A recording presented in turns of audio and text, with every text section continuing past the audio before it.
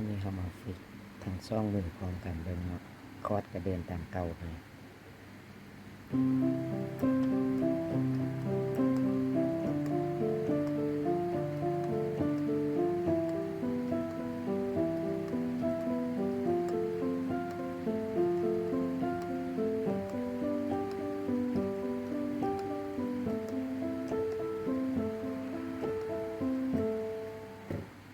นี่เขาจะมา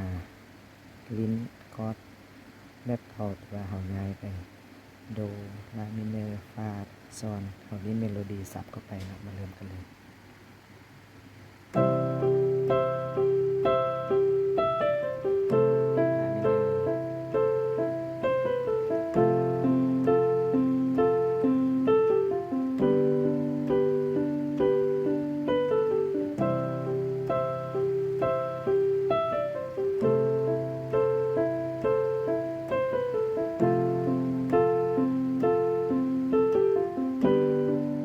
วันนี้มาฝึก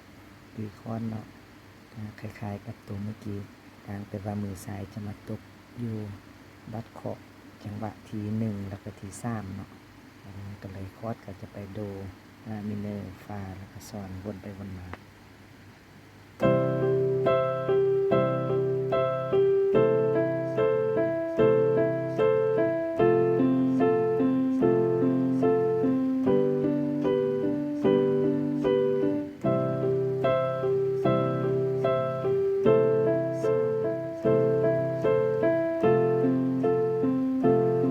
แบบนี้มาเข้าบทเรียนในการ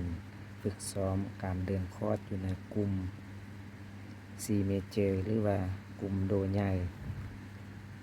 มันจะไล่ไปตามรูปสเกลก่อนเนาะรูปแบบที่1นี้จากโดแล้วก็ไปเรมิเนอร์หรือว่า DM เนาะแล้วก็ไปมีมิเนอร์หรือว่า EM แล้วก็ไป F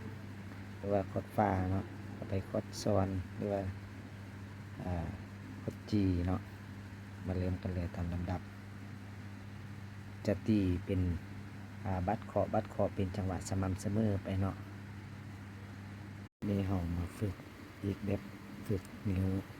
อีกแบบหนึ่งเนาะมาเริ่มกันเลย